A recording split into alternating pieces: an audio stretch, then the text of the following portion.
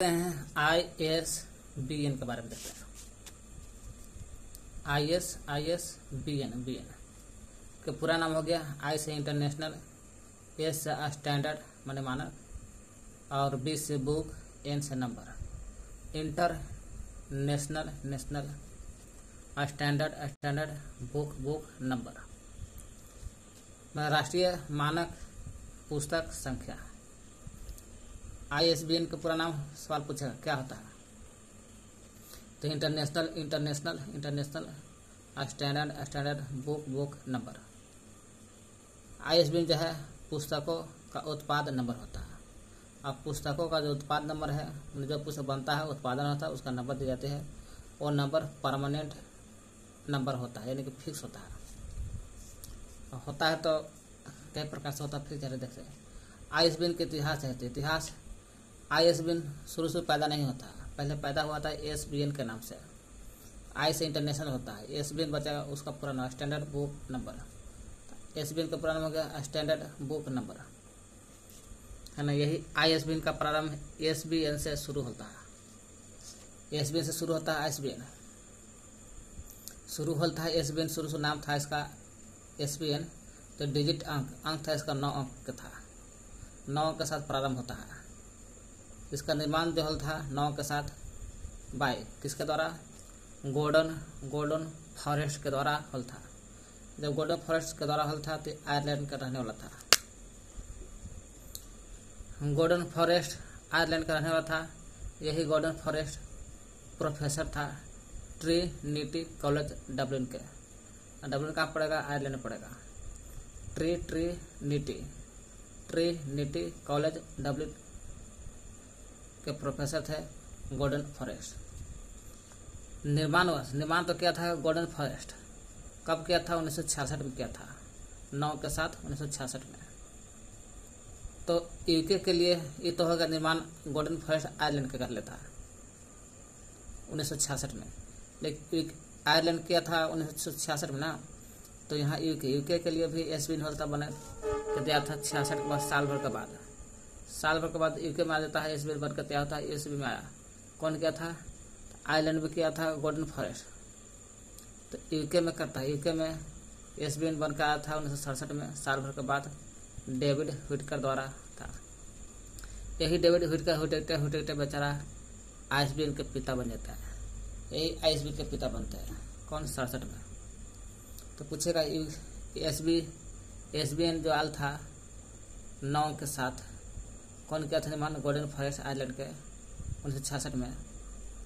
तो था Gordon forest निर्माण किया था 66 में, तो आयरलैंड में किया था। तो यूके में कौन किया था, यूके में SBN को निर्माण करने वाला 1967 में डेविड व्हिटकर ने किया था। यही डेविड व्हिटकर ने ISBN के पिता कहलाते हैं यूके के लिए 1967। डेविड व्हिटकर पिता है ISBN के। यूके में 1967 में, तो अमेरिका में USA में कौन किया था, USA के लिए आया था 1968 में, साल भर के बाद 68 एमरी कोल्टन ने किया था। जिस 66 में आयरलैंड में आया था गोर्डन फॉरेस्ट ने किया था, उसी तरह से साल भर का 66 के बाद 67 में आता है यूके में आता है। अब बढ़िया एक जगह लिख लिए, 1967 में यूके में आता है डेविड व्हिटकर ने आता है, जो ISBN के पिता है। साल भर 67 में यूके आता है, 68 में USA एमरी कोल्टे आता है। USA में आता है एमरी कोल्टे द्वारा। चलिए इसको भी लिख लिए। 66 में आयरलैंड में आता है गोल्डन फॉरेस्ट के द्वारा बना, निर्माण होता है 66 में आयरलैंड के गोल्डन फॉरेस्ट के द्वारा। लेकिन साल भर के बाद 67 में होता है डेविड व्हिटकर डाल था यूके में डेविड व्हिटकर। 67 के बाद 68 में था USA में आया था, USA में 68 में था एमरी कोल्टे के द्वारा।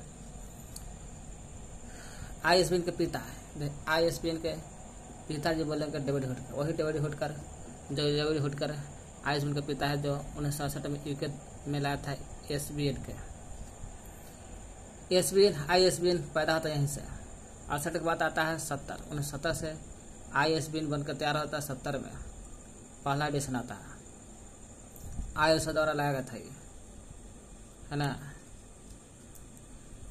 66 में आया था SBN बन के आयरलैंड में गॉर्डन फॉरेस्ट के द्वारा। 67 में आया था डेविड हुड के द्वारा, पिता का है ISBN के। 68 में आता है एमरी कोल्टे द्वारा SBN बन के आया था। सब SBN है, लेकिन 68 के बाद 69 70 में आता है SBN नहीं ISBN बन जाता है। 1970 में पहला एडिशन आता है किसके द्वारा? ISO द्वारा। आई लग गया तो ISO द्वारा ही आई लगे क्या आता है? ISO द्वारा पेश किया गया। इन्हें पहला एडिशन आया था।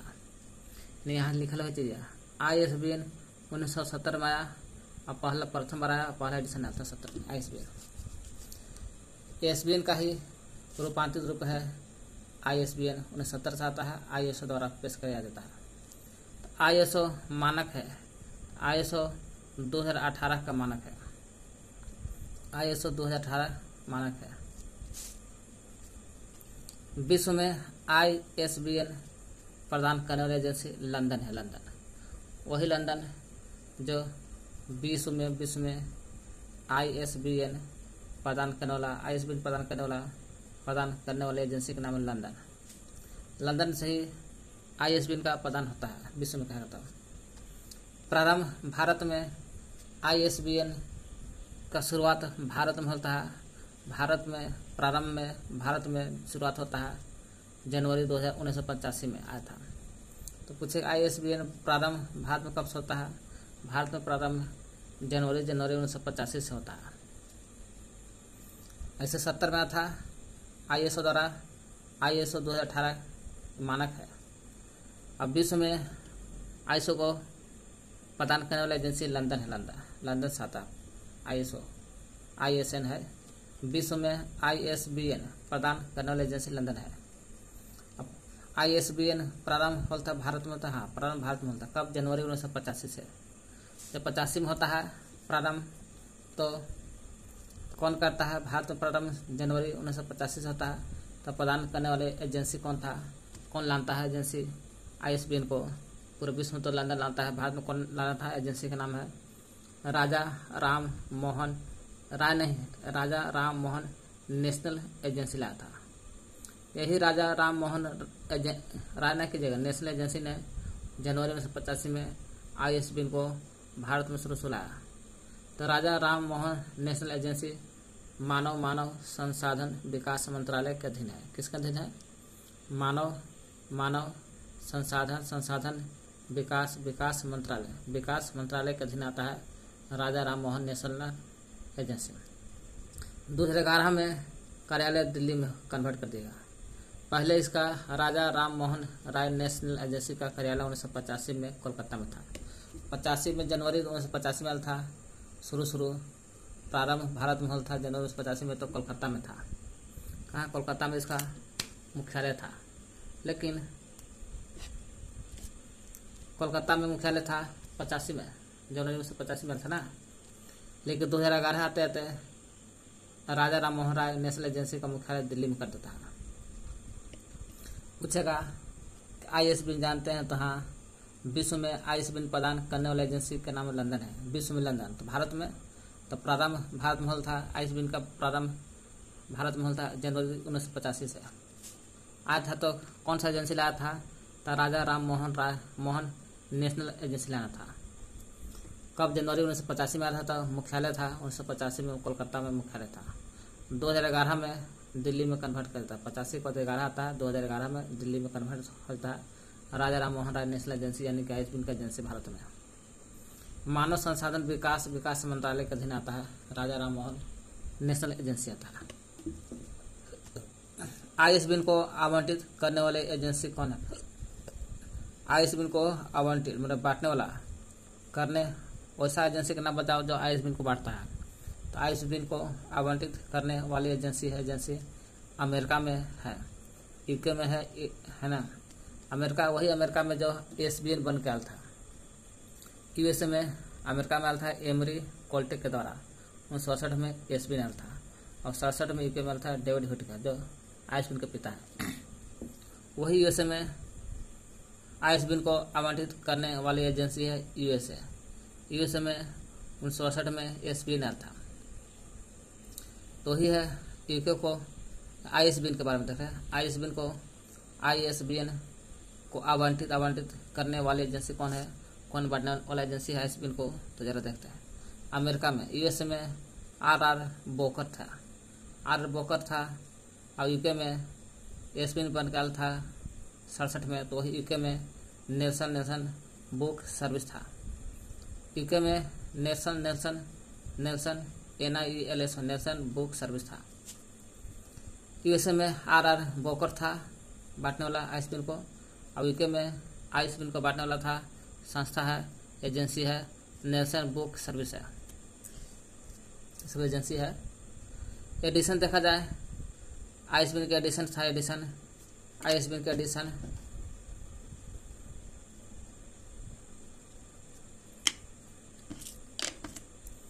आईएसबीएन के एडिशन देखा जाए तो पहला एडिशन 1970 में था ISO द्वारा, है ना। 1970 में था पहला एडिशन, प्रथम एडिशन ISO द्वारा, तो मानक होता है ISO 2018 से, वही पहला एडिशन आता है ना। आईएसबीएन का पहला एडिशन आता है कब से, तो आईएसबीएन का पहला एडिशन 1970 से ISO द्वारा था, ये मानक है ISO 2018।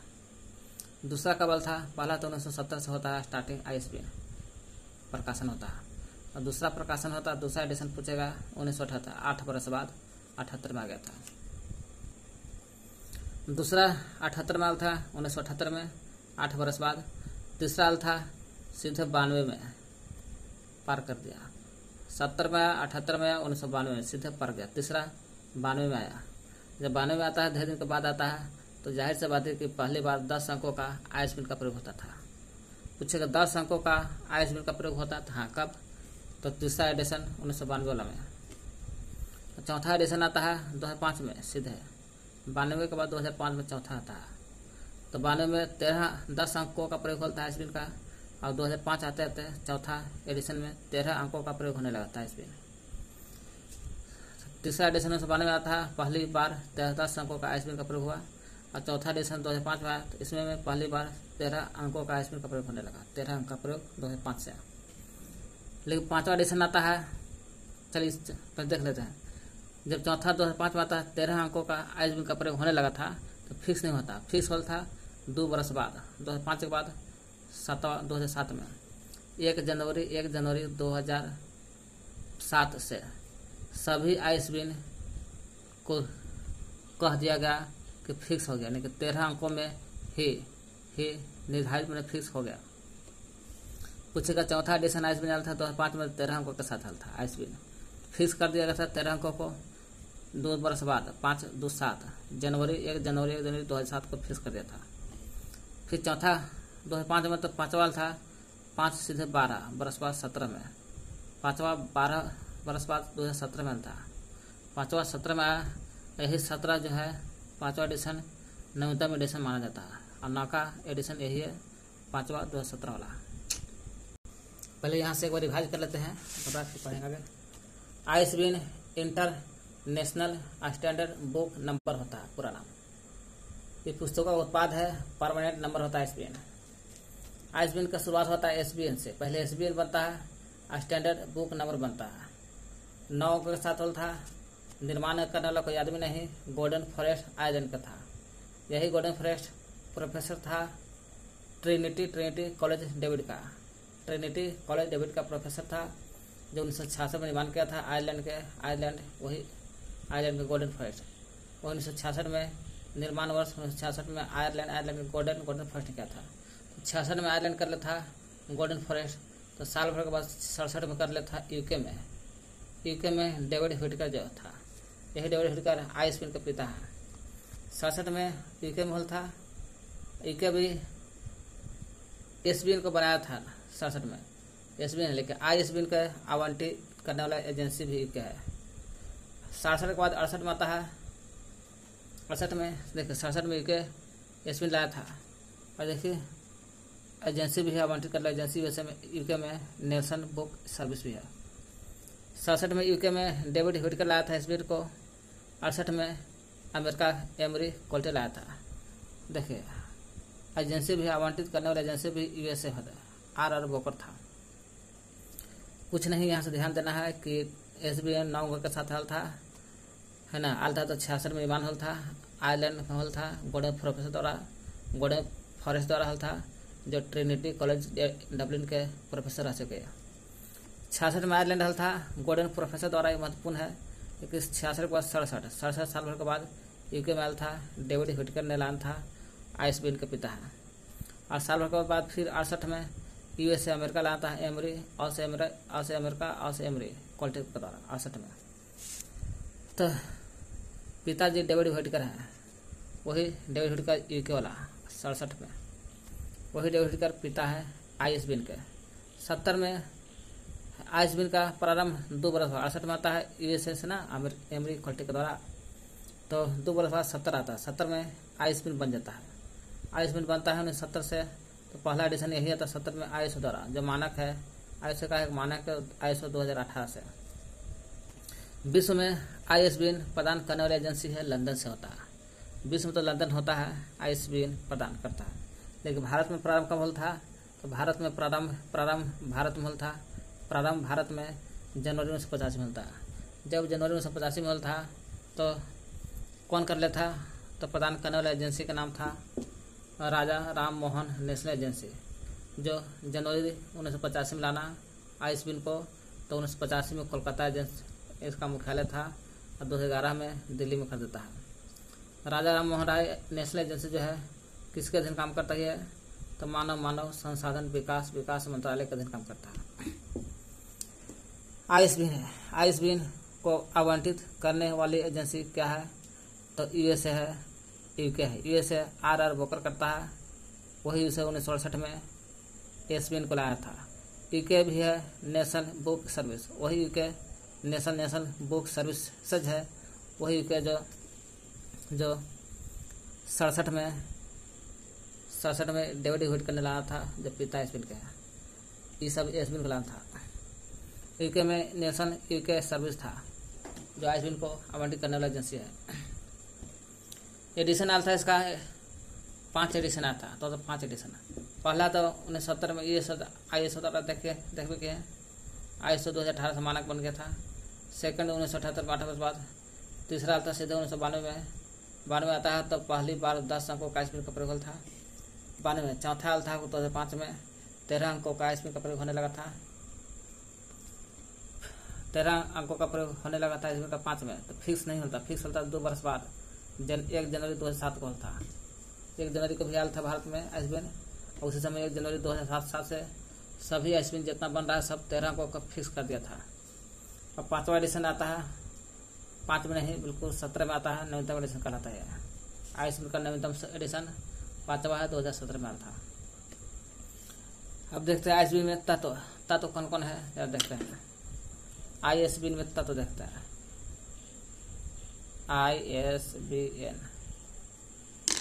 आईएसबीन में तत्व कौन कौन तत्व है, जरा देखते हैं।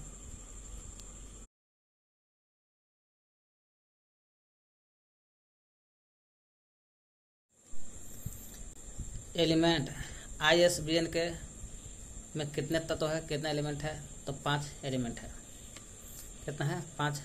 हाँ, 5 में कुल अंक 13 हुआ था, क्योंकि 13 को फिक्स कर दिया था। 13 आया था 4th एडिशन 2005 में, फिक्स किया था 1 जनवरी 2007 को। वही 13 को फिक्स कर दिया था, निर्धारित कर दिया था। तो वही 5 तत्व है।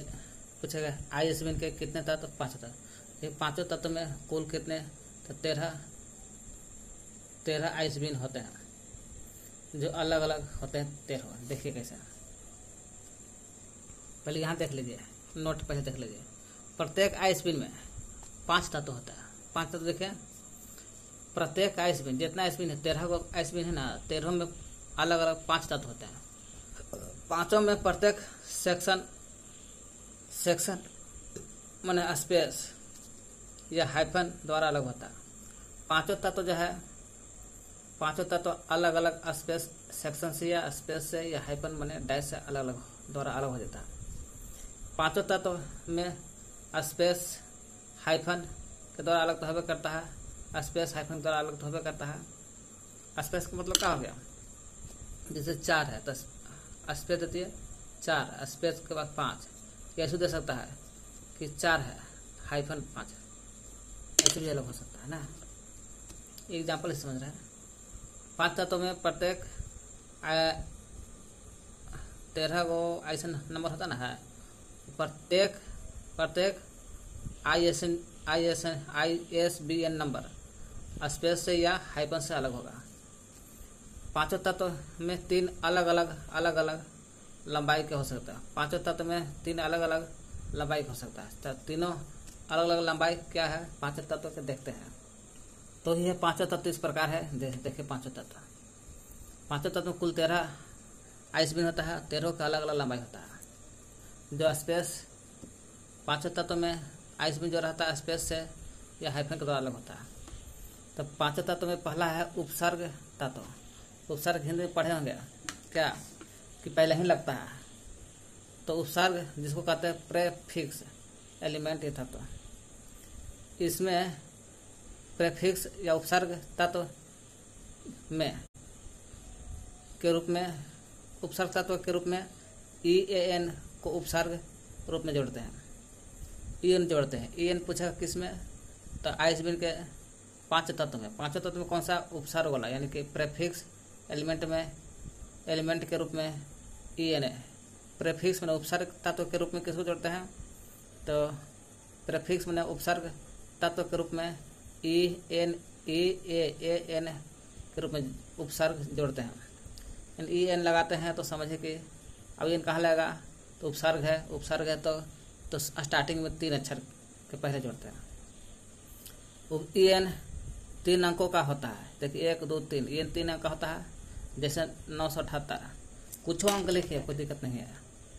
कुछ अंक लिख दिए, इधर कुछ भी रहेगा 1 2 3 4, लेकिन शुरू शायद 978 से स्टार्ट होगा, नहीं तो 79 से स्टार्ट होगा। जैसे यही किताब को देखिए ISBN नंबर है ना। इधर कुछ अंक रहे कोई दिक्कत नहीं है। प्रेफिक्स में माने कि EN लगाते हैं और उपसर्ग जो है ना शुरू 3 अक्षर से जुड़ता है। 3 1 2 3 978 ना तो 979 से जुड़ता है। इधर कुछ रहा है 979 तो ना है, लेकिन 978 जरूर है। देख लिए 978 से स्टार्ट होता है या 979 से। पूछेगा उपसर्ग तत्व में किसका प्रयोग करते हैं, उपसर्ग के रूप में EN का प्रयोग। EN 3 अंक का होता है। तो हाँ, स्टार्टिंग में 3 अक्षर जोड़ते हैं तो समझ उपसर्ग हो गया, EN लगाते हैं। 978 979 से अस्थाई होता है। ये अंक अस्थाई होता है। ये अंक क्या होता है, अस्थाई होता है। फिक्स एक लिखा गया, अगला दूसरा बदलेगा। 978 979 28 अंक अस्थाई होता है। उपसर्ग है EN जो है अस्थाई होता है ना। EN का पूरा नाम हो गया है यूरोपियन। ई से यूरोपियन, एस आर्टिकल, एन से हो गया number, European article number, European article number होता है।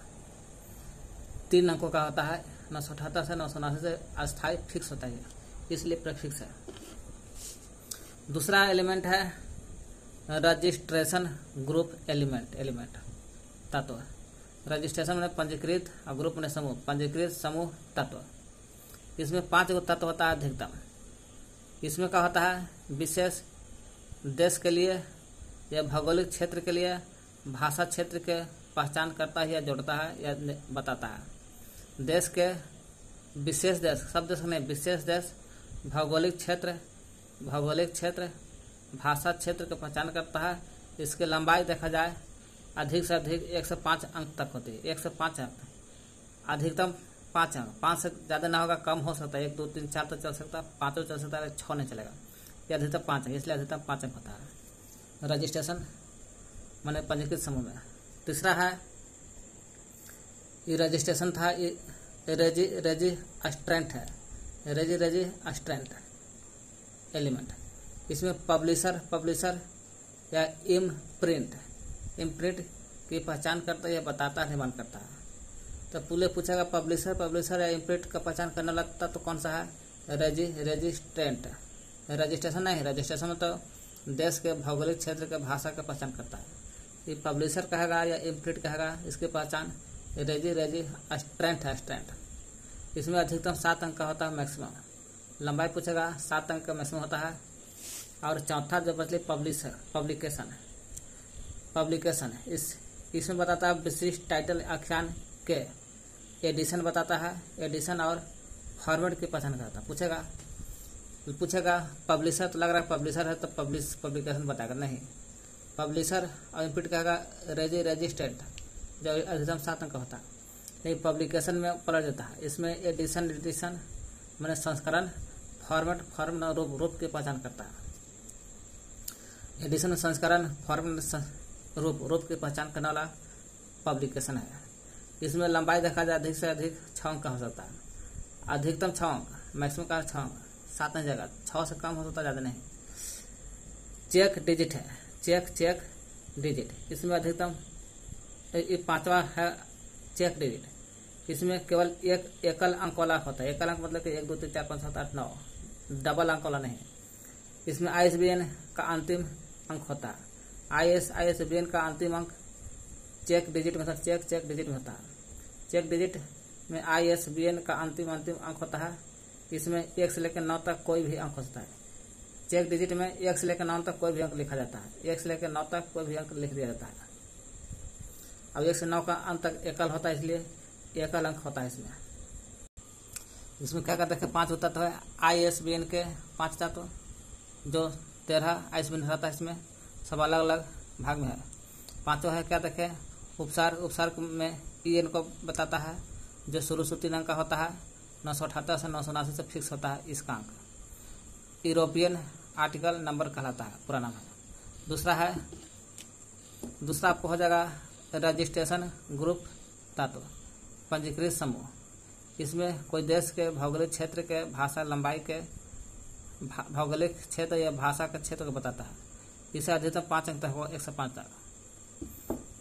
रजिस्ट्रेंट में आता है। इसमें पब्लिशर मैंने पब्लिकेशन वाला प्रकाशक के नाम और प्रकाशक इम्प्रिंट की पहचान कराता है। अधिकतम 7 अंक का होता है। इसमें होता है पब्लिकेशन में, लग रहा है पब्लिशर बताया नहीं है, पब्लिशर नहीं, बिल्कुल कोई विशिष्ट टाइटल के आख्यान के एडिशन मैंने संस्करण और फॉर्म रूप की पहचान करता है। अधिकतम 6 अंक रहेगा पब्लिकेशन सेक्शन। चेक डिजिट जाने एकल अंक रहता है। और यह ISBN का अंतिम अंक कहलाता है चेक डिजिट, जो 1 से 9 तक कोई भी अंक होता है, एकल होता है।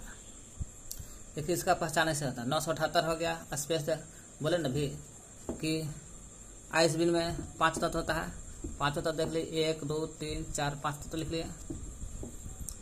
5 तत्व होते हैं। 5 तत्व प्रत्येक सेक्शन या स्पेस या हाइफन के द्वारा अलग होता है। हाइफन के द्वारा अलग हुआ या स्पेस या कुछ नहीं, स्पेस भी लिख सकता है, कोई दिक्कत नहीं। स्पेस इसमें 3 अलग अलग लंबाई के हो सकता है, तीनों अलग अलग लंबाई का हो सकता है। 5 तत्व में अलग अलग लंबाई होती है, कुछ होगा कुछ होगा। देखिए पहले पढ़े थे प्रेफिक्स वाला। प्रेफिक्स उपसर्ग में EN लगता है, यूरोपियन आर्टिकल नंबर होता है, जो अधिकतम पहले का अक्षर इसमें 3 अंक होता है। 3 अंक होता है। 3 अंक 978 या 979 होगा, 3 अंक होता है ना। फिर एक बार 3 अंक है, 978 3 अंक है। फिर स्पेस लगाते हैं, बीच में स्पेस लगाते हैं, लिखना ही है। 5 तत्व में प्रत्येक स्पेस या हाइफन के द्वारा होता है। तो इधर लिखा गया तो स्पेस दीजिए। फिर अगला अंक आएगा 81। मान लो कोई अंक 81 है ना, पूरा नंबर लिख दिए हैं। और नंबर लिखेंगे तो जाहिर सी बात है कि 13 अंक होगा। 3 3 5 4 9 3 12 एक 13 अंक होता है। ये ISBN के 13 नंबर होता है। देख लीजिए एकरो में ISBN 13 में होगा। 3 2 5 5 6 7 8 9 10 11 12 13 अंक हो गया ना। देखिए बीच में भी हाइफन लगेले है ना, स्पेस भी लगा सकता, कोई दिक्कत नहीं है। देखिए 978 में 13 अंक हो गया। ISBN नंबर होगी 13 अंकों का हो गया। तो प्रेफिक्स देख लिया, उपसर्ग देख लिया। अब देखते हैं स्पेस लगा दिए। फिर 81 में रजिस्ट्रेशन पंजीकृत समूह तत्व, जो देश या क्षेत्र भाषा के बारे में बताता है। इसमें अधिकतम 1 से 5 तक मैक्सिमम 5 अंक होता है, कम हो जाता है। लेकिन 5 या 2 1 लिख रहे हैं तो अधिक समय पे कुछ लिख सकते हैं। 5 तक 81 8 1 2 3 4 5 कुछ लिख सकते हैं। 5 अंक तक, 6 नहीं जाएगा, इसलिए अधिकतम 5 अंक। कम हो सकता है तो कम 2 3 1 2 कुछ लिख सकता है।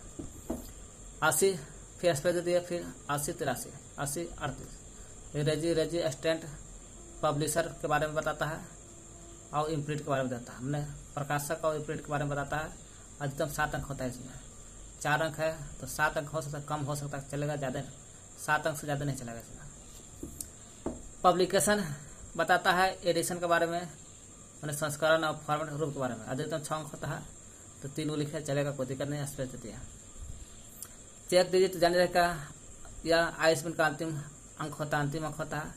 और 0 से 9 तो कोई भी एकल अंक होता है। इसमें अंक केवल 1 होगा, एक से अधिक होगा।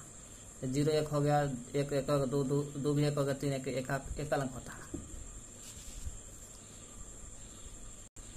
प्रीफिक्स है ISBN नंबर के प्रीफिक्स में शुरू में 3 अंक लगता है। 3 अंक वही 3 अंक है, 1 2 3 अंक लिखावे करता है फिक्स है। चाहे 978 लिखा होगा ना तो 979 से स्टार्ट होगा।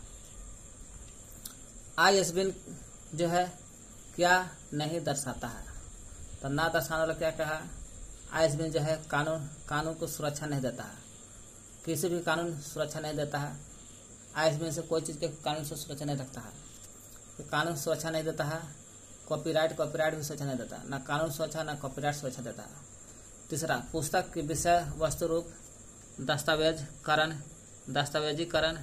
विवरण पर कोई व्यवस्था नहीं देता है।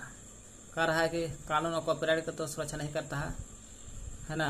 पुस्तक की विषय जो होता है, विषय रहे, वस्तु रहे या रूप रहे, फॉर्मेट, या दस्तावेज रहे, दस्तावेजीकरण के विवरण रहे, उस पर कोई व्यक्त नहीं करता है ISBN। तो ठीक है, कानून और कॉपीराइट की सूचना देता है। पुस्तक की विषय वस्तु रूप दस्तावेजीकरण विवरण को कोई व्यक्त नहीं करता है। लेकिन क्या दर्शाता है, ये तो क्या नहीं दर्शाता, क्या दर्शाता है, दर्शाता यही है कि यह पुस्तक के बिक्री के दौरान जब पुस्तक बिकने लगता है, या ISBN जो है जब पुस्तक बिकने लगता है, जब पुस्तक के बिक्री के दौरान अंतरिम प्रोसेसिंग, आंतरिक प्रोसेसिंग और ऑर्डरिंग में सहायता करता है। कोई भी पुस्तक बिकने लगता है तो आंतरिक प्रोसेसिंग और ऑर्डरिंग का में सहायता करता है। कोई पुस्तक बिकने लगता है तो बिकते समय आंतरिक प्रोसेसिंग ऑर्डरिंग में सहायता करता है ISBN।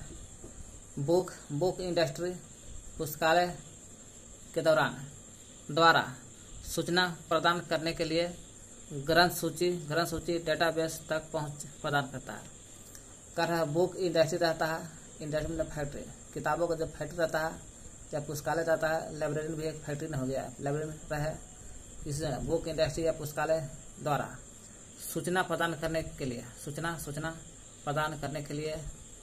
ग्रंथ सूची डेटाबेस तक पहुंच प्रदान करता है। कहता है कि बुक इंडस्ट्री है या ये पुस्तकालय रहे, इसी के द्वारा, दोनों के द्वारा सूचना प्रदान करने के लिए ग्रंथ सूची डेटाबेस तक पहुंचाता है। ये हो गया। क्या दर्शाता है, तो पुस्तक बिक्री के दौरान आंतरिक प्रोसेसिंग ऑर्डरिंग में सहायता करता है। बुक इंडस्ट्री पुस्तकालय के द्वारा सूचना प्रदान करने के लिए ग्रंथ सूची डेटाबेस तक पहुंच प्रदान करता है। अब ISBN देखते हैं।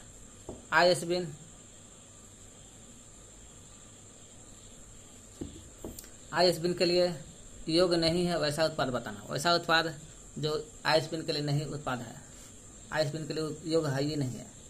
तो योग्य नहीं है सीरियल पेरियोडिकल पत्रिका सेवन श्रृंखला, पेरियोडिकल जर्नल मतलब भी पत्रिका होता है। रिकॉर्ड बुक्स है लेकिन रिकॉर्ड होना चाहिए। वो रिकॉर्ड बुक, वीडियो या DVD अन्य मीडिया कुछ भी हो सकता है। वीडियो DVD अन्य मीडिया। कंप्यूटर गेम्स भी, कंप्यूटर एप्लीकेशन गेम्स नहीं है, कंप्यूटर एप्लीकेशन पैकेज भी आता है। म्यूजिक भी है। Website non text based publication, ये सब ISBN नहीं दिया जाता है। इस सभी को ISBN नहीं दिया जाता है, सभी को ISBN के लिए योग्य नहीं है। periodical journal, record books, video DVD and media, computer games या कंप्यूटर एप्लीकेशन पैकेज या म्यूजिक या website, non text based publication, ये सब आईएसबीएन के लिए योग्य नहीं माना जाता, उत्पादन नहीं है। अतः आईएसबीएन से लाभ क्या है? लाभ यही है कि मोनोग्राफिक प्रकाशन के लिए, किसके लिए? तो मोनोग्राफिक प्रकाशन होगा, उसके लिए यूनिक इंटरनेशनल आइडेंटिफायर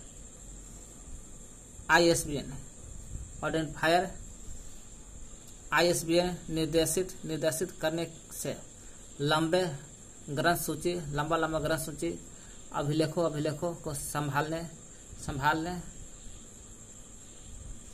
की आवश्यकता समाप्त हो जाती है।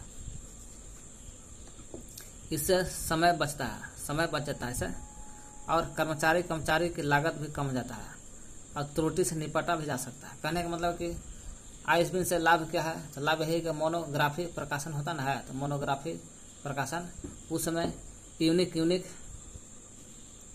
मोनोग्राफिक प्रकाशन के लिए यूनिक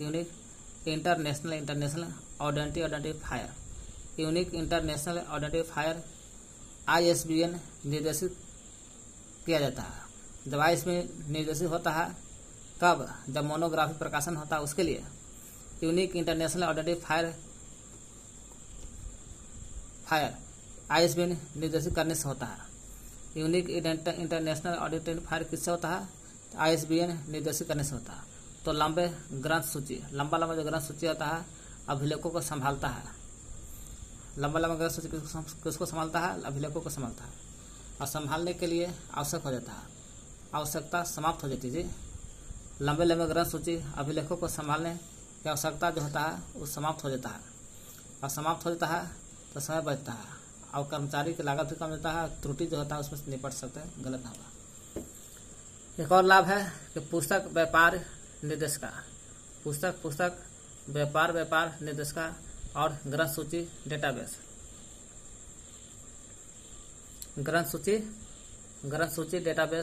के संकलन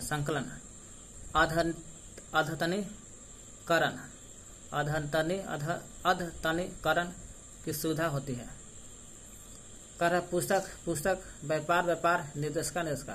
पुस्तक व्यापार निर्देशिका और ग्रंथ सूची डेटाबेस के संकलन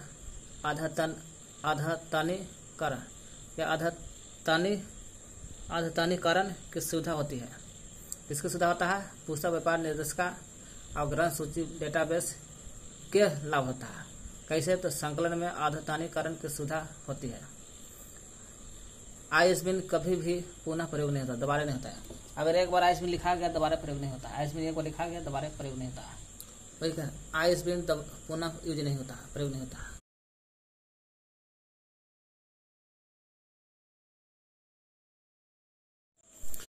अब चलते हैं ISSN का प्रयोग। ISSN या ISSN का प्रयोग देखते हैं। इंटरनेशनल स्टैंडर्ड सीरियल नंबर होता है। इंटरनेशनल स्टैंडर्ड अंतिम सीरियल नंबर होता है। जबकि आईएसबीएन में देख रहे थे ISBN था, इंटरनेशनल स्टैंडर्ड एक्रोम है, इंटरनेशनल स्टैंडर्ड और बुक नंबर है। इसमें भी वही है कि आई से इंटरनेशनल, एस से स्टैंडर्ड, उसमें बुक नंबर था, BN की जगह पर SN की जगह पर serial number, SN serial number लिखाता है, सीरियल नंबर है। इंटरनेशनल आई से इंटरनेशनल से एस से स्टैंडर्ड और SN से serial number, international standard serial number आता है। इसका निर्माण हुआ था 1971 में, मसौदा तैयार किया गया था। 1971 में निर्माण हुआ, मसौदा तैयार भी हुआ था 1971 में। पहली बार प्रस्तुति होता था, प्रथम बार प्रस्तुतिकरण होता है 1975 में। 71 में निर्माण होता तो 4 वर्ष बाद 75 में प्रस्तुतिकरण हो जाता 75 में।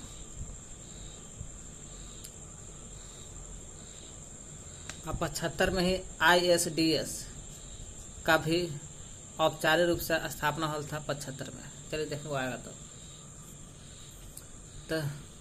ISBN का निर्माण 1971 में 4 वर्ष बाद प्रस्तुति होल था। क्या द्वारा? ISO द्वारा होल था। ISO द्वारा ISSN का ISO के द्वारा होल था 1975 में प्रस्तुतिकरण। वही मानक होगा। पूछे ISSN का मानक, तो मानक होता ISO 3297। जबकि यही ISBN रहता।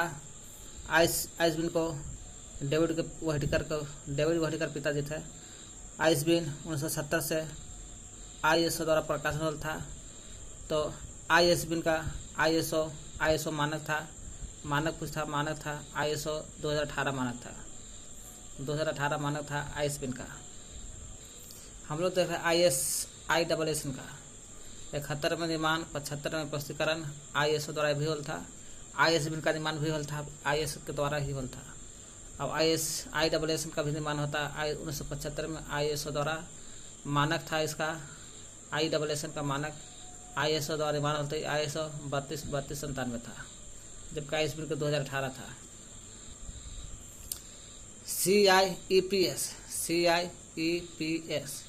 CIEPS international centre for the registration of serial publications. इसका पूरा नाम पूछेगा तो क्या होता है? तो लगता है कि सीस होगा, नहीं, इंटरनेशनल होता है तब सेंटर होता है, इंटरनेशनल तब सेंटर, सीस centre. For the registration of serial publication, इसका तो नाम ही नहीं मिले थे यार। इंटरनेशनल ऐसे इंटरनेशनल मानते ऐसे होता है, सी से सेंटर मानते हैं, सी से इधर हो सकता है। फॉर द रजिस्ट्रेशन आर से तो आता ही नहीं है। ऑफ सीरियल ए से है, पब्लिकेशन पी से है। याद कर लो सीधा सीधी। CIEPS international centre for the registration of serial publication. स्थापना पेरिस से होल था। स्थापना पेरिस से होल था। नवंबर 1974 में था स्थापना, नवंबर 1974, यानी कि 71 में बनता है ISSN और 74 में बनता है, स्थापना होता है CIEPS। नवंबर 1974 में पेरिस में स्थापना होता है और साल भर के बाद ISSN का प्रस्तुतिकरण होता है 75 में। तो चलिए हम लोग यहाँ देख रहे हैं CIEPS international centre for the registration of serial publication नाम है। इसका स्थापना पेरिस में नवंबर 1974 में हुआ था। मेजबानी कौन किया था स्थापना करते वक्त? तो यूनेस्को और फ्रांस दोनों किया था। यूनेस्को और फ्रांस दोनों ने CIEPS का स्थापना किया था, मेजबानी किया था। तो ISSN का अंतर्राष्ट्रीय केंद्र है। पूछेगा किसका केंद्र है? CIEPS। तो ISSN का अंतर्राष्ट्रीय केंद्र माना जाता है CIEPS। ISSN का यानी कि ISSN का लास्टेस्ट एडिशन 2017 में आया था। लास्टेस्ट एडिशन मतलब कि अपडेट होकर के नया एडिशन 2017 में आया ISSN का। पूछेगा CIEPS का है international centre for the registration of serial publication है। स्थापना पेरिस में नवंबर 1974 में। यूनेस्को और फ्रांस ने इसका मेजबानी किया था। यूनेस्को फ्रांस नवंबर 1974 में पेरिस में। ISSN का अंतर्राष्ट्रीय केंद्र है। ISSN का लाटेस्ट एडिशन 2017 में था। ISSN को विश्वव्यापी वैज्ञानिक जानकारी के लिए प्रयोग होता है और इन यूनिसिस्ट कार्यक्रम के भाग के रूप में यूनेस्को के तत्वाधान में प्रारंभ और विकसित होता है। पूछेगा ISSN तो जान ही रहा है, इंटरनेशनल स्टैंडर्ड सीरियल नंबर है। इंटरनेशनल स्टैंडर्ड सीरियल नंबर है। इसको विश्वव्यापी वैज्ञानिक जानकारी, कैसा? पूरे वर्ल्ड भर में, विश्व भर में विश्वव्यापी वैज्ञानिक जानकारी के लिए विश्वव्यापी वैज्ञानिक जानकारी के लिए यूनिसिस्ट कार्यक्रम के भाग के रूप में लिया था यूनेस्को। यूनिसिस्ट कार्यक्रम के भाग के रूप में यूनेस्को लिया था। यही यूनेस्को के देन से प्रारंभ और विकसित हॉल था ISSN। अब चलते हैं ISDS। ISDS तो जान ही रहे हैं, आई से हो गया इंटरनेशनल, यहाँ एस से स्टैंडर्ड नहीं समझ रहा है, सीरियल समझा, सीरियल डाटा सिस्टम, डी से data system, international serial data system. I से हो गया इंटरनेशनल, एस से सीरियल, यहाँ सीरियल, इन्हें का स्टैंडर्ड मार दीजिएगा कि यहाँ एस से स्टैंडर्ड है, तो एस से स्टैंडर्ड नहीं, सीरियल मारना है। ISDS international serial data system, international serial, D से डाटा, एस अंत में सिस्टम है, ये सिस्टम। ISS नेटवर्क है, कैसा है ISDS का है, हम ISDS में ही पढ़ रहे हैं तो इसी का ही तो नेटवर्क है। ISDS जो है से ISSN का नेटवर्क है। इसका औपचारिक रूप से स्थापना 75 में होता है, वही 75 जो ISSN का प्रथम बार 71 में निर्माण हुआ, 75 में प्रस्तुतिकरण होता है ISO के द्वारा, मानक ISO 3297 में है। वही ISDS जो है इसका ISS नेटवर्क है, ये है, ये तो जान ही रहे हैं। औपचारिक स्थापना पूछेगा 75 में होता, 75 में ISSN का प्रस्तुतिकरण होता प्रथम बार ISO द्वारा, उसी समय स्थापना होता 75 में। वर्तमान नाम आया है 1993 में, 75 में होता प्रस्तुतिकरण 1975 में ISO द्वारा, वही 1975 में ISDS के स्थापना होता, औपचारिक स्थापना 1975 में, और वर्तमान नाम आया था 1993 में ISDS का। कुछ ISDS का है international serial data system, international serial data system नाम है। ISSN नेटवर्क है, औपचारिक स्थापना 75 में होता था, और 75 में ISSN का प्रस्तुतिकरण होता था, उसी समय ISDS का प्रस्तावना होता था स्थापना। वर्तमान नाम है इसका ISDS, वर्तमान नाम ISDS बना 1993। ISN का भारत में राष्ट्रीय सेंटर के बारे में देखते हैं। ISN का भारत में राष्ट्रीय सेंटर कहाँ कहाँ है, तो ISSN का भारत में राष्ट्रीय सेंटर, तो भारत में राष्ट्रीय बनल था, सेंटर होता है स्थापना भारत में राष्ट्रीय सेंटर। ISSN का स्थापना होता भारत में राष्ट्रीय सेंटर बनता 1986 में। किसके द्वारा बनल था, तो बाई नेशनल साइंस लाइब्रेरी के तहत, नेशनल साइंस लाइब्रेरी के तहत बनल था, सेंटर बनल था, है ना, निस्केर नई दिल्ली से। स्थापना होल था 1986 में नेशनल साइंस लाइब्रेरी के तहत। कहाँ पड़ता, निस्केर नई दिल्ली से स्थापना होता, सेंटर पड़ल था।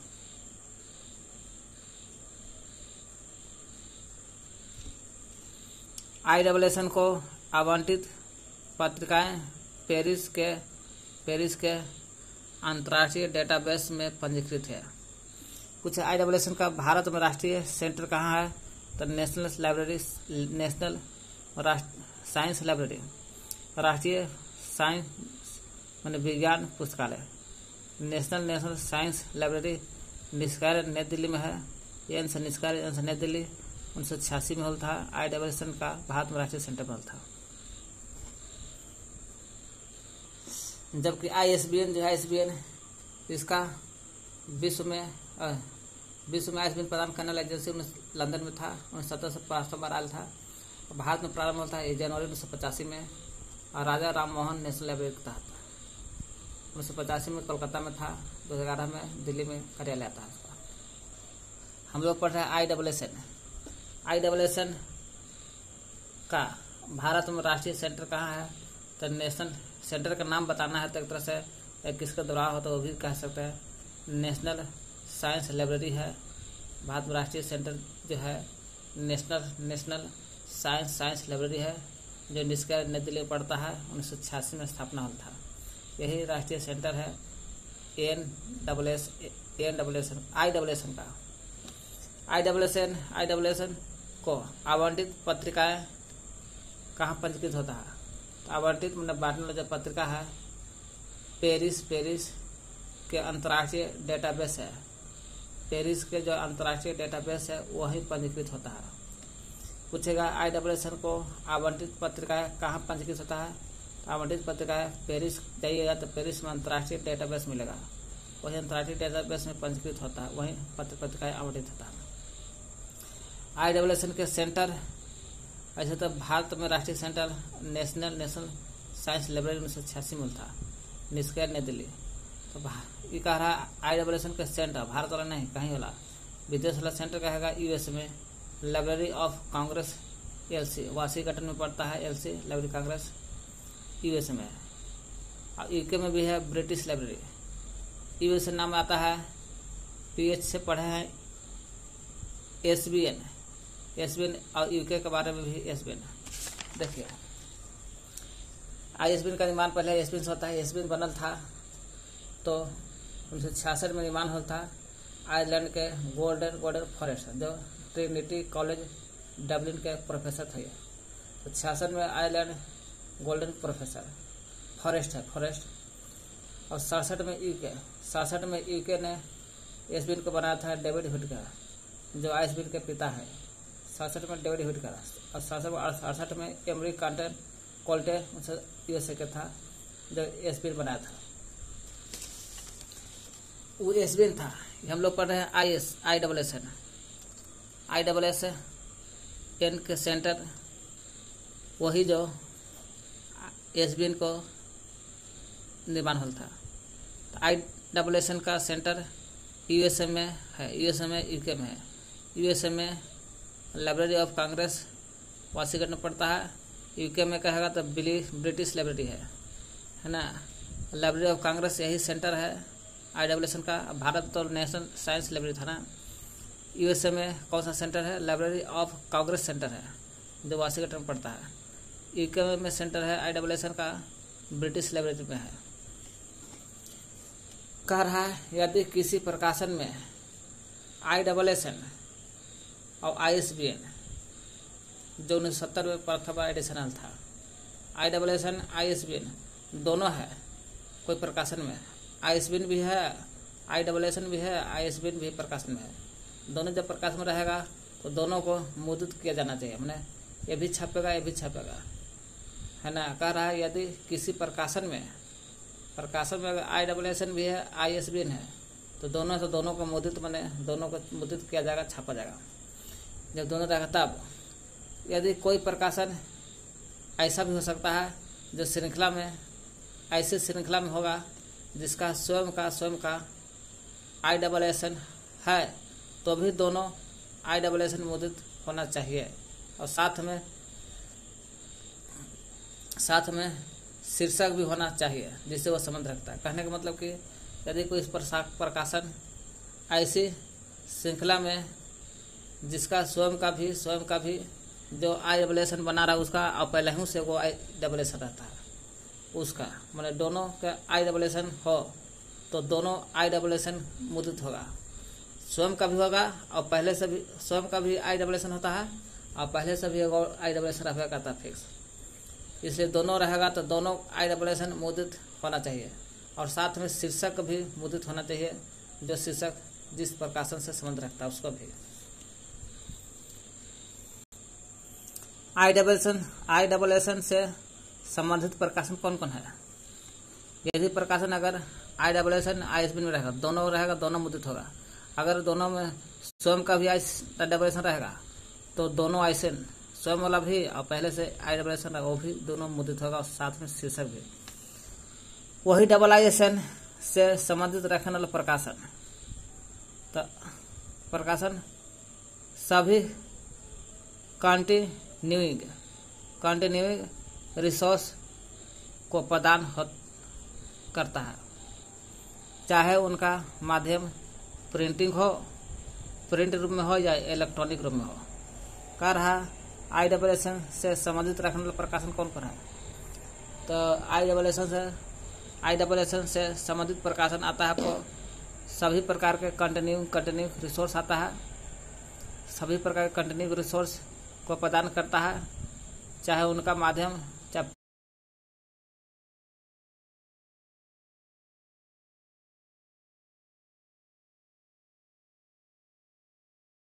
प्रिंट रूप में हो या इलेक्ट्रॉनिक तो ISSN से संबंधित प्रकाशन आता है आपको सभी प्रकार के कंटिन्यू रिसोर्स आता है, सभी प्रकार के कंटिन्यू रिसोर्स को प्रदान करता है, चाहे उनका माध्यम चाहे प्रिंट रूप में हो या इलेक्ट्रॉनिक रूप में है। प्रिंट रूप में रहे तब पर भी और इलेक्ट्रॉनिक रूप में रहेगा तब पर भी कंटिन्यू रिसोर्स प्रदान करबे करेगा ISSN किसको प्रदान करता है? कंटिन्यू रिसोर्स को प्रदान करता है। अगर कंटिन्यू रिसोर्स प्रदान करेगा चाहे ISSN प्रिंटिंग हो या इलेक्ट्रॉनिक हो, फिर भी कंटिन्यू रिसोर्स प्रदान करबे करेगा ISSN। इसका संबंध प्रकाशन ऐसी है। ISSN से संबंधित प्रकाशन सभी प्रकार के कंटिन्यू रिसोर्स को प्रदान करता है। कौन करता प्रदान? ISSN करता है। किसको प्रदान करता है? कंटिन्यू रिसोर्स को प्रदान करता है, चाहे वो ISSN प्रिंट रूप में हो या इलेक्ट्रॉनिक रूप में हो। न्यूज पेपर को भी प्रदान करता है। एनुअल पब्लिकेशन एनुअल मैंने वार्षिक प्रकाशन जो होता है उस जैसे रिपोर्ट वार्षिक प्रकाशन है। डायरेक्टरी वार्षिक प्रकाशन है, यानी कि एनुअल पब्लिकेशन है। लिस्ट भी वार्षिक प्रकाशन है। Report directory list ETC INS प्रदान करता है। INS जर्नल पत्र पत्रिका भी होता है। मैगजीन कलेक्शन संग्रह होता है। वेबसाइट डाटा बेस बायोलॉजिक्स आदि को प्रदान करता है ISSN। तो ISSN international standard serial number है। इंटरनेशनल ए से स्टैंडर्ड एविएशन से सीरियल नंबर होकर करता है। इसका निर्माण 1971 में मसौदा द्वारा तैयार किया गया था। 75 में प्रस्तुतिकरण होल था। ISO द्वारा होल था प्रस्तुतिकरण। जो मानक था ISSN का मानक है ISO तैयार होता है, इसलिए ISO 3293 मानक है। जब प्रस्तुतिकरण होल था 75 में, तो 75 में है ISDS का भी निर्माण होल था। औपचारिक स्थापना होता है 1975 में। CIEPS international centre for the registration of serial publication है। स्थापना पेरिस में होल था। नवंबर 1974 में स्थापना होता है।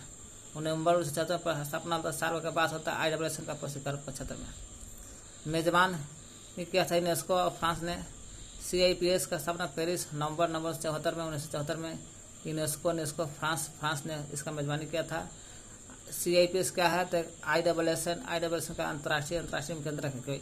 यूनेस्को फ्रांस का अंतर्राष्ट्रीय है, इसलिए ISSN का अंतर्राष्ट्रीय केंद्र है CIEPS अंतर्राष्ट्रीय केंद्र किसका है? ISSN का लाटेस्ट एडिशन 2017 है। वर्तमान एडिशन 2017 है ना। ISSN को विश्वव्यापी वैज्ञानिक जानकारी के लिए, कैसा वैज्ञानिक जानकारी के लिए? पूरे विश्व भर के लिए यूनिसिस्ट कार्यक्रम के भाग के रूप में भाग लिया था। यूनिसिस्ट कार्यक्रम के रूप में भाग लिया और यूनेस्को के तहत ही प्रारंभ और विकसित हुआ था ISSN। विश्वव्यापी वैज्ञानिक जानकारी के लिए यूनिसिस्ट कार्यक्रम के भाग के रूप में यूनेस्को के तत्वाधान यूनेस्को के तहत ही पढ़ रहा है। विश्वव्यापी वैज्ञानिक जानकारी के लिए ISSN कार्य किया कि यूनिसिस्ट कार्यक्रम में भाग लेकर के यूनेस्को ने क्या किया? ISSN का प्रारंभ और विकसित किया। यूनेस्को किया था। ISDS ये तो CIEPS था, international centre for the registration of serial publication. ISDS यहाँ IS से होगा इंटरनेशनल, S से स्टैंडर्ड नहीं, S से सीरियल डाटा सिस्टम समझना। इंटरनेशनल सीरियल डाटा सिस्टम हो गया। ISDS का पूरा नाम हो गया। जो ISSN नेटवर्क है, ISSN का अंतर्राष्ट्रीय केंद्र कहेगा तो CIEPS था। तो ISSN का नेटवर्क है ISDS ISSN नेटवर्क है। औपचारिक स्थापना 75 में था, जिसमें ISSN का निर्माण 71 में, प्रस्तुतिकरण 75 में था ISO द्वारा। उसी समय ISDS नेटवर्क है, ISSN का नेटवर्क है। औपचारिक स्थापना 75 में, तो 75 में वर्तमान नाम था ISDS का वर्तमान नाम दिया था 1993 में 93। ISSN का भारत में राष्ट्रीय सेंटर कहाँ है, तो कौन है राष्ट्रीय सेंटर का नाम है 1986 में स्थापना होता है राष्ट्रीय सेंटर भारत वाला। ISSN का भारत में राष्ट्रीय सेंटर की स्थापना 1986 में 86, लेकिन नेशनल साइंस लाइब्रेरी है निस्केर, नेशनल साइंस लाइब्रेरी और निस्केर नई दिल्ली में, तीनों नए नाम है।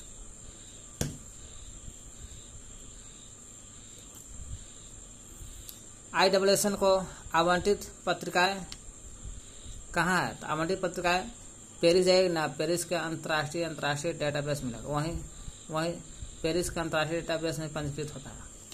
ISK सेंटर, तो सेंटर USA में है और UK में है। USA में क्या है तो लाइब्रेरी ऑफ कांग्रेस सेंटर है, जो भारत में नेशनल साइंस लाइब्रेरी था 1986 में।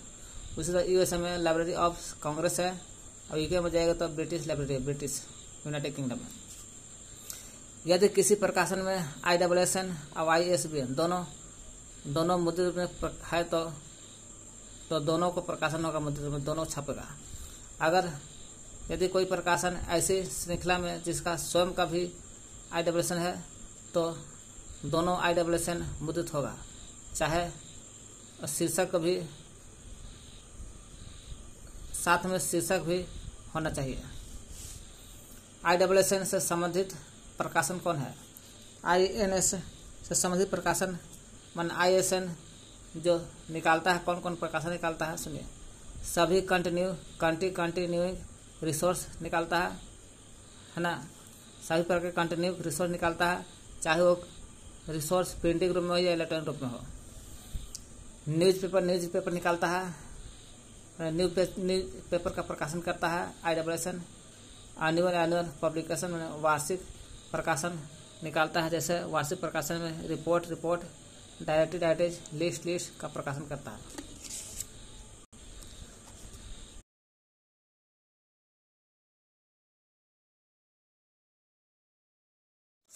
चाहे वो जर्नल मैगजीन्स कलेक्शन में संग्रह वेबसाइट डाटाबेस बायोलॉजिस्ट आदि का निर्माण करता है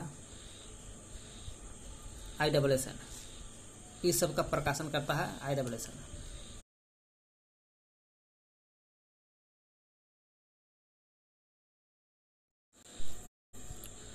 ISSN का रूप देखते हैं। ISSN का रूप क्या है, तो कुल इसमें 8 अंक होता है। कितना 8 अंक, जबकि ISBN में टोटल कितना अंक था, 13 को अंक के साथ था ना, 5 भाग में बटल था वो। यह कुल 8 अंक है, भाग 2 भाग में बटल है, जब कुल 5 भाग में बटल था। 8 को 2 भाग में बांटता है, 4 अंक बांटे हैं, 1 भाग 2 भाग, टोटल 2 भाग हो गया। ISSN के 8 अंकों को 4 अंकों के 2 भाग में बांट देते हैं, 2 भाग बांटे हैं, और दोनों भागों को अलग अलग करने के लिए हाइफन का प्रयोग करते हैं। इसमें दोनों भाग को अलग करने के लिए हाइफन का प्रयोग, जबकि ISBN में हाइफन और स्पेस दोनों का प्रयोग करते थे। इसका 8वां अंक चेक डिजिट कहलाता है। चेक डिजिट, कभी कभी चेक डिजिट नहीं तो X भी लिखा होता है। ISBN जो है, ISBN के बारे में देख रहे हैं। ISBN करता तो 5 भाग में बटल था, है ना। 2 उपसर्ग EN 3 अंक का होता था, EN जो 978 979 में था। इसमें अधिक से अधिक 3 अंक था, 3 अंक का होता था। रजिस्ट्रेशन पंजीकरण में था, देश भौगोलिक क्षेत्र भाषा क्षेत्र के बारे में बताया था, अधिकतर 5 अंक था। इसमें रजिस्ट्रेंट है ना, पब्लिशर इम्पोर्टेड इम्प्रिंट के पहचान करता 7 अंक का था। इसमें पब्लिकेशन में आता है एडिशन ऑफ फॉर्मेट, प्रकाशन और रूप के पहचान करता 6 अंक का था। और 13वां सबसे लास्ट आता है, सबसे लास्ट इधर एकल अंक होता है। 13 में सबसे लास्ट जो होता है 1 से 9 तक एकल अंक कहलाता है और चेक डिजिट कहलाता है। उसी तरह से देख रहे हैं, इसमें ISSN का रूप देख रहे थे। ISSN का रूप कुल 8 अंक था, 2 भाग में बटल था 4-4 अंक में, और दोनों 8 अंक को 4-4 अंक में बांट रहे थे। दोनों भाग के बीच में हाइफन का प्रयोग करता, हाइफन। 8वां अंक चेक डिजिट कराता था, जबकि आइसबिन का 13वां अंक चेक डिजिट कराता, 13वां अंक। इसमें 13वां अंक एकल है, 13वां अंक जो चेक डिजिट कहलाता है, 13वां है। आईडब्ल्यूएसन का 8वां अंक चेक डिजिट हो सकता है, तो कभी कभी एक्स भी लिखा रहता है। जैसे मान लेते 1 2 3 4 5 6 7 8, 8वां अंक हो गया, यही चेक डिजिट हो गया। या कभी जगह 8 की जगह पर एक्स लिखा था, ये भी चेक डिजिट है। जैसे एग्जाम्पल से समझिए, आईडब्ल्यूएसन 0 3 17 8 74 71, 4-4 अंक है, 8 अंक है, 8वां अंक 4-4 अंक में बांट दिया, बीच में हाइफन का प्रयोग। तो लास्ट वाला जो है 8वां मैंने लास्ट है, 1 2 3 4 5 6 7 8वां ही है, तो चेक डिजिट यही कहलागा। एक जगह पर कभी हो सकता है कि 8वां अंक में एक्स लिखल रहे, कुछ सीधा लिखल रहेगा, एक्स लिखल रहेगा, यह भी चेक डिजिट है, 8वां अंक है। प्रिंट एडिशन रहेगा तो PIWS लिखेंगे, IWS लिखा रहेगा। प्रिंट है तो P से प्रिंट, P से P लिखेंगे, PIWS। इलेक्ट्रॉनिक एडिशन रहेगा तो इलेक्ट्रॉनिक को E से लिखेंगे, EWS का कहते हैं। प्रिंट एडिशन को PIWS, इलेक्ट्रॉनिक को EIWS कहते हैं। चलते हैं IWS L। यहाँ सवाल बनता है, यहाँ L का अर्थ क्या है? L होता है लीकिंग। IWS L माने लीकिंग होता है। जब कोई प्रकाशन जो होता है, प्रकाशन नई मीडिया पर जाता है, अब कई मीडिया पर प्रकाशित करता है, अब प्रकाशित करता है तो एक लीकिंग IWS असाइन करता है। अच्छा, लीकिंग IWS असाइन क्यों करता है? कि ताकि मीडिया को आसानी से समूहीकृत कर सके, पूछेगा IWS L क्या है? L लीकिंग है। L का प्रयोग कहाँ करते हैं? जब कोई प्रकाशन कई मीडिया पर जाता है, कई मीडिया पर जा करके प्रकाशित करता है तो लीकिंग IWS असाइन करता है, लीकिंग असाइन करता है। कहाँ लगे?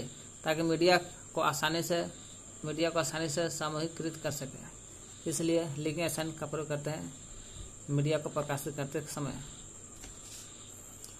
IWS की भूमिका, इसके बाद फिर से पढ़ते हैं। IWS L, जब कोई प्रकाशन कई मीडिया पर जाता है तो मीडिया पर जाकर प्रकाशित करता है तो लीकिंग IWS असाइन का प्रयोग करता है ताकि मीडिया को आसानी से समूहित कर सके। IWS की भूमिका क्या होता है? भूमिका फिर सुनिए। यह जो है IWS जो है किसी प्रकाशन की पहचान, वही प्रकाशन कई मीडिया पर जाता है, प्रकाशित करता है, लीकिंग असाइन का प्रयोग करता है ताकि मीडिया को आसानी से सामूहिकृत कर सके। वही IWS जो है किसी प्रकाशन की पहचान भी करता है। कोई प्रकाशन है उसकी पहचान करवाता है और बिना किसी अंतर्निहित अर्थ वाला एक डिजिट कोड होता है। IWS क्या है? IWS जो बिना किसी अंतर्निहित अर्थ वाला, माने इसके अंदर कोई अर्थ नहीं रहता, फिर भी डिजिट कोड रहता है। बिना किसी अंतर्निहित अर्थ वाला एक डिजिटल कोड होता है। कैसा डिजिटल कोड होता है? IWS में प्रकाशन की उत्पत्ति या सामग्री के बारे में कोई जानकारी शामिल नहीं होता है। IWS में देखिएगा ना, इसमें प्रकाशन की उत्पत्ति कैसे हो रहा है, प्रकाशन का कहाँ सामग्री हो रहा है, कहाँ जा रहा है, उसके बारे में कोई जानकारी शामिल नहीं होता। कोई IWS में जो भी प्रकाशन होता है, इसका प्रकाशन कैसे उत्पत्ति होता है, सामग्री कैसे, कोई जानकारी नहीं रहता है। IWS में प्रकाशन की उत्पत्ति कैसे हो रहा है, सामग्री कैसे हो रहा है, इसके बारे में कोई जानकारी शामिल नहीं होता है। सामग्री की वही उत्पत्ति सामग्री की जानकारी नहीं होता है। IWS में प्रकाशन की उत्पत्ति सामग्री के बारे में जानकारी नहीं रहता है। सामग्री की गुणवत्ता वैधता की गारंटी नहीं देता है। सामग्री जो होता है उसका तो जानकारी नहीं रहता है, तो सामग्री की गुणवत्ता या वैधता की गारंटी नहीं देता है। नहीं सामग्री की गुणवत्ता गारंटी देता है और न वैधता गारंटी देता है। पूछा IWS की भूमिका क्या है? IWS की भूमिका यही है कि किसी प्रकाशन की पहचान कराता है और किसी अंतर्निहित अर्थ वाला जो रहता है उसको डिजिट कोड होता है। अंतर्निहित अर्थ वाला डिजिट कोड भी होता है इसमें। भले अंतर्निहित अर्थ वाला अंदर अर्थ वाला डिजिट कोड होता है, लेकिन प्रकाशन की उत्पत्ति या सामग्री के बारे में कोई जानकारी नहीं देता है। सामग्री की गुणवत्ता या वैधता जब उत्पत्ति सामग्री के जानकारी शामिल नहीं रहता है तो समझिए कि वही सामग्री उत्पत्ति के सामग्री की गुणवत्ता वैधता की भी गारंटी नहीं देता है। IWSN रोड ROAD इसको नाम है डायरेक्टरी ऑफ ओपन एक्सेस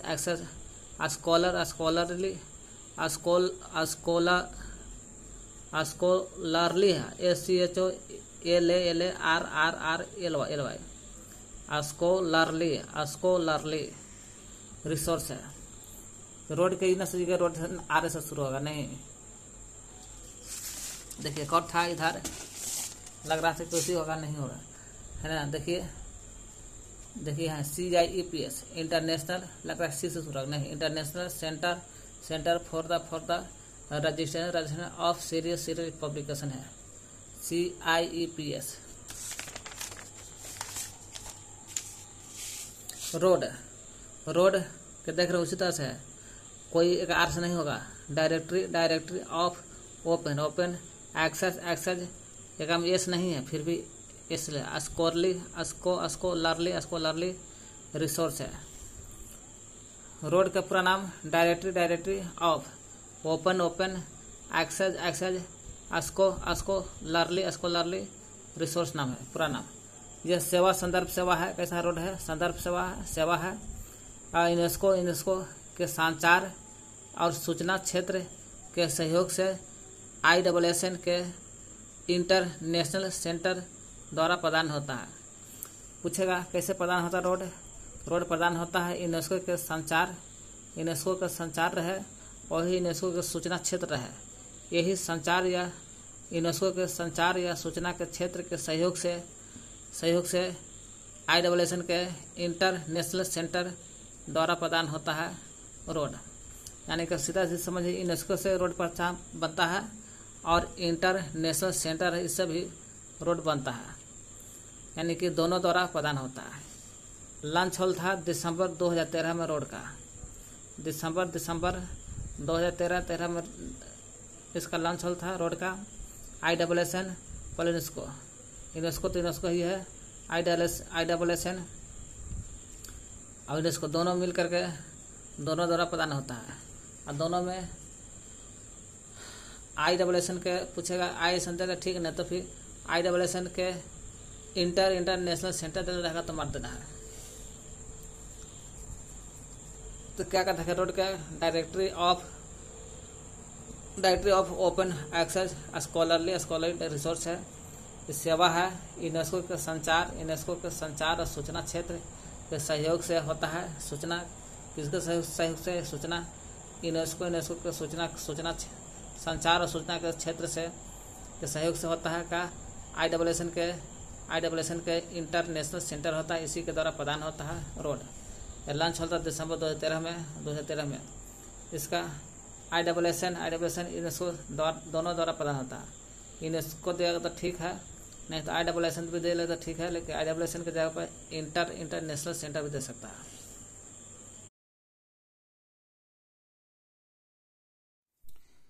पीछे हम लोग पढ़ रहे थे